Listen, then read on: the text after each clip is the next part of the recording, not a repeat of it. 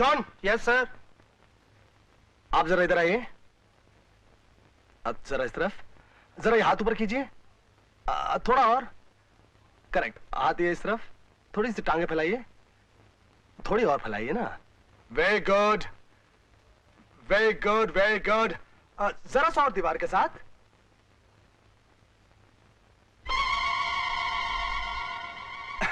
You're looking very nice. Yes, here we go.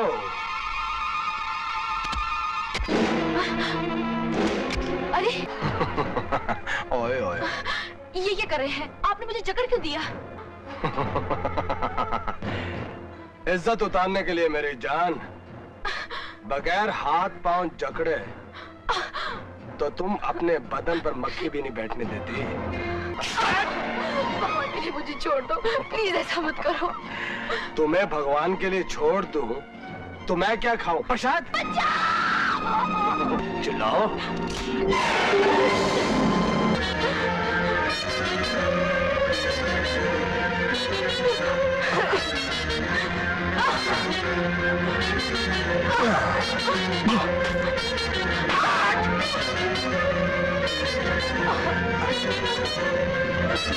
मुझे छोड़ दो।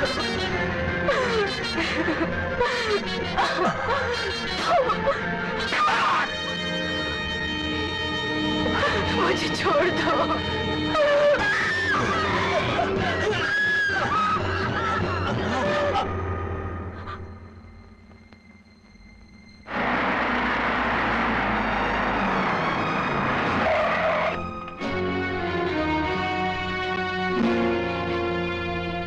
Get out!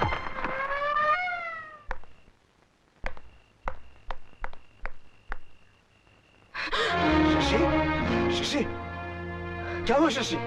हाँ? ये क्या हो गया तुम्हें? हाँ? बताओ क्या हुआ? बोलो, बोलो शशि। बहुत इज्जतदार आदमी है वो, हमें भी रुपए और इज्जत देने वाला था। सबने निकाल कर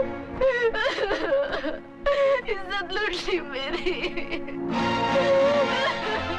मुझे सिर्फ उसका नाम बता दो। शक्ति।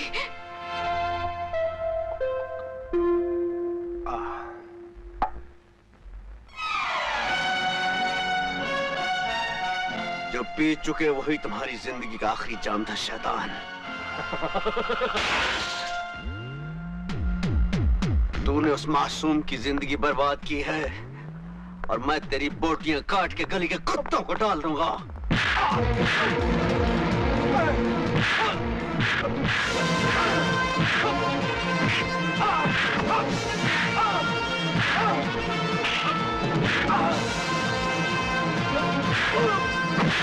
हेलो एसपी साहब, जल्दी आइए, आपका इंस्पेक्टर पागल हो गया। मेरे इकलौते बच्चे को मार देगा जान से। जल्दी आइए प्लीज।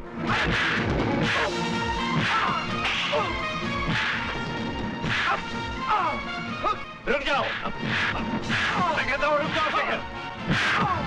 ऐसे स्टॉप इट शेखर। पहुंच गए आप। कानून के रखवाले होकर आप मुजरिमों को साथ दे रहे हैं। आप इनकी हमायत कर रहे हैं। जानते क्या केस थे? इस कमीने ने एक लड़की की इज्जत लूटी है। इसका मतलब ये तो नहीं कि तुम कानून अपने हाथ में ले लो। कानून तो आप अपने हाथ में ले रहे हैं। ये रिवॉल्वर मुझ पे तान कर। अगर वो आपकी बेटी होती तो ये रिवॉल्वर मुझ पे नहीं उठता, बल्कि इस रिवॉल्वर से आप इस कुत्ते का सीना जल्दी कर देते। मुझे मेरा फर्ज सिखाने की कोशिश मत करो। इसके खिलाफ कानूनी कार्रवाई किए बगैर मैं इसे नहीं छोड़ूंगा।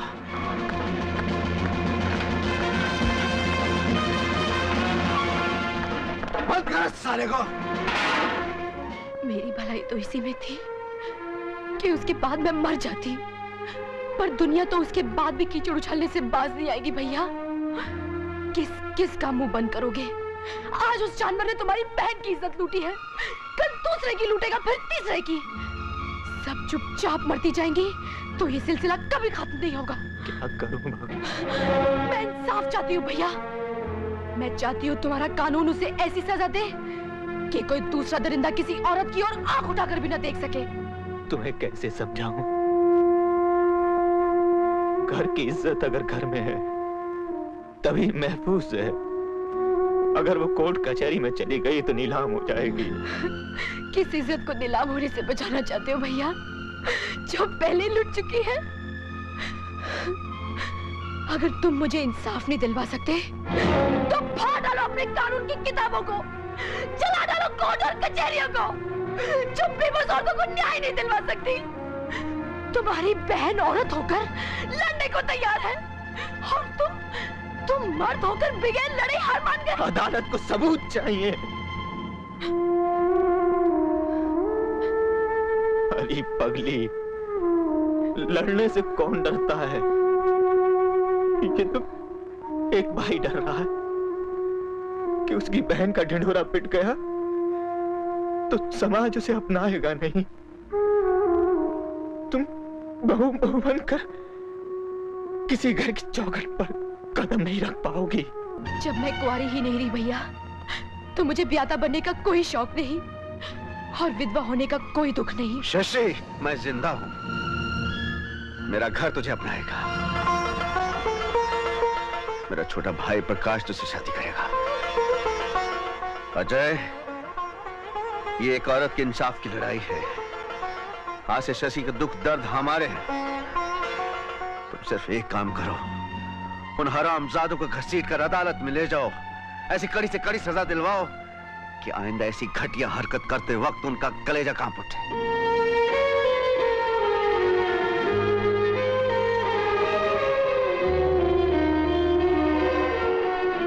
दोस्त, तुमने शशि को अपनाकर तुम इंसान नहीं देवता हो शेखर। मैं देवता नहीं, भाई हूं तुम्हारा। तुम सब मेरे अपने हो और तुम्हारे लिए नहीं करूंगा तो मैं किसके लिए करूंगा? मैं कैलाश नाथ जी से जाके बात करता हूँ। जवानी का उबाल बर्दाश्त नहीं कर सका हमारा शक्ति और उठाकर एक लड़की को रेप कर दिया उसने। अब इससे पहले कि इसकी हरकत हमारे खानदान की इज्जत पर एक धब्बा बन जाए, मैं चाहता हूं कि आप एक बार हाँ कह दे, बस मैं समझ लूंगा कि शक्ति रिहा हो गया है। आप खामोश क्यों हैं? मैं दुगनी रकम देने को तैयार। नहीं। तो फिर क्या समझूं मैं? कुछ भी समझने की जरूरत नहीं है। ठीक है, मैं केस लड़ूंगा। उस हरामजादे शक्ति ने मेरी बहन की इज्जत लूटी है सर।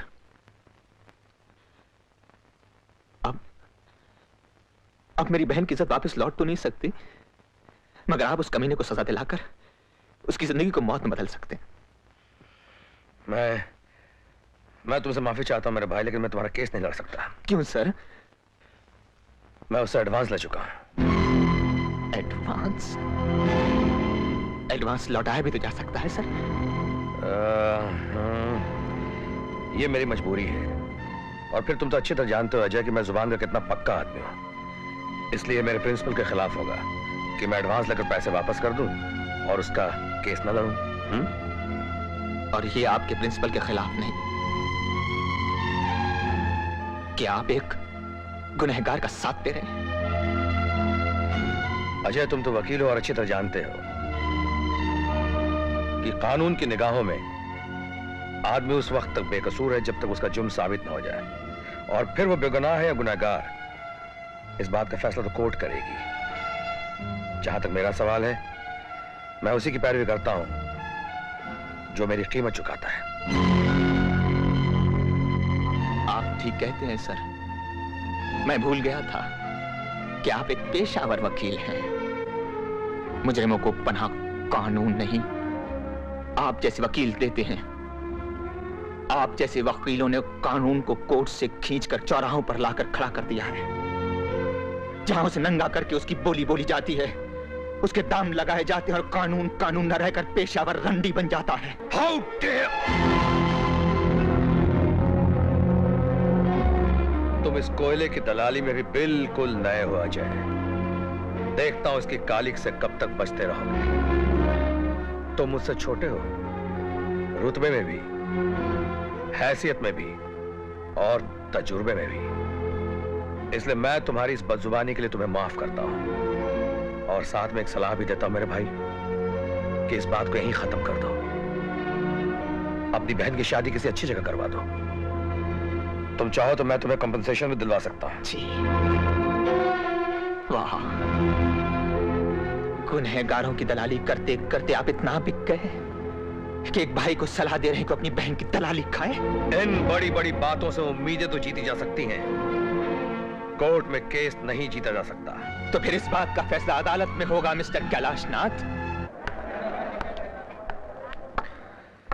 हाँ मिस शशि, जैसा कि आपने कहा कि शक्ति सिंह ने आपको दीवार के सहारे जकड़ दिया, उसके बाद आपकी इज्जत लूट ली। हाँ जी।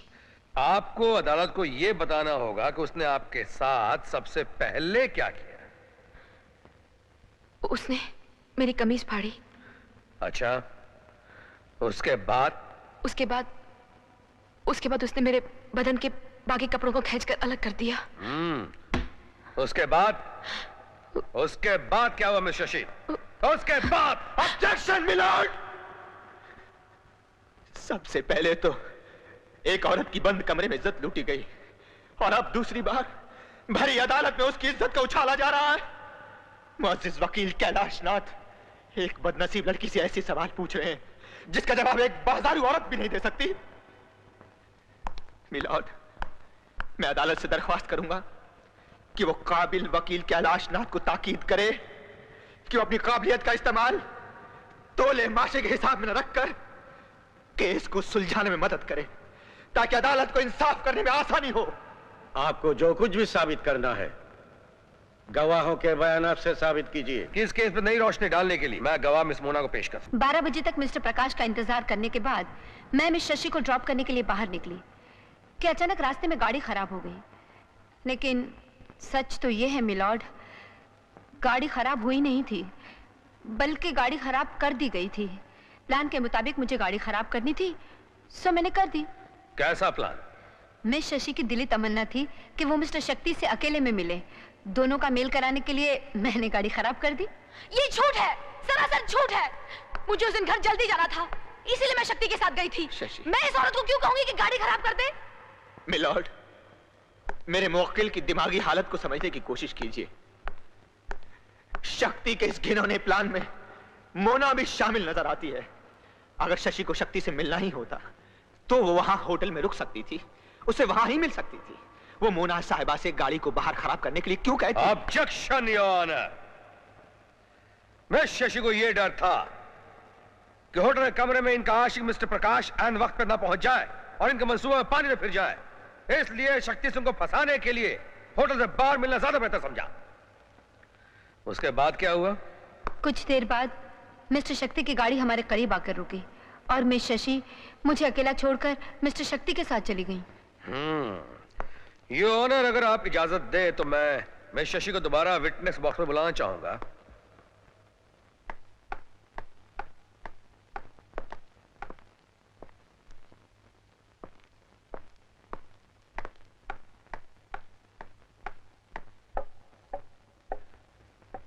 मैं शशि, जबकि आपको जल्दी घर पहुंचना था, फिर भी रात के 12:30 बजे आप शक्ति सिंह के स्टूडियो गई और मॉडलिंग पोज देने पर राजी हो गई। जी। क्या आप मॉडल हैं? जी नहीं। Point to be noted milord. मैं शशि ना तो मॉडल हैं और ना इनके पास कोई मॉडलिंग एक्सपीरियंस है, फिर भी शक्ति सिंह के स्टूडियो गई, मॉडलिंग पोज देने पर राजी हो गई, और वो भी रात के 12:30 बजे। क्यों? जी मैं वो जी। मिलॉर्ड, इसका जवाब मैं देता हूं। इस मॉडलिंग के पीछे नेक नियति थी, इंसानियत थी। मिस्टर शक्ति बहुत ही पैसे वाले शख्स हैं। इनके कुछ एहसान मिस्टर प्रकाश के ऊपर थे। उन एहसानात को चुकाने के लिए, मिस्टर शक्ति को उनके नुकसान से बचाने के लिए शशि मॉडलिंग के लिए राजी हो गई। और जब ये मॉडलिंग का पोज देने के लिए खड़ी हुई तो मिस्टर शक्ति ने इन्हें अपने इलेक्ट्रॉनिक गैजेट्स में जकड़ लिया। योर ऑनर, ये रही वो पुलिस की रिपोर्ट जिसे पुलिस ने केस के बाद स्टूडियो में छापा मार के दर्ज किया। इसमें कोई इलेक्ट्रॉनिक गैजेट की रिपोर्ट शामिल नहीं है, ना ही मौका वारदात में कोई भी ऐसी टूटी फूटी चीज मिली है जिससे यह साबित होता हो कि मिस शशि ने अपने हाथ पांव चलाए हो जब मिस्टर शक्ति सिंह इनके ऊपर हावी थे। मिलॉर्ड, गवाहों को खरीद कर इंसानियत को दफन किया जा रहा है, इंसाफ का खून हो रहा है, हकीकत को छिपाया जा रहा है मिलॉर्ड। हकीकत क्या है योर ऑनर? ये मैं अभी आपके सामने भरी अदालत के बीच मैं शशि से कबूल करवा देता हूं।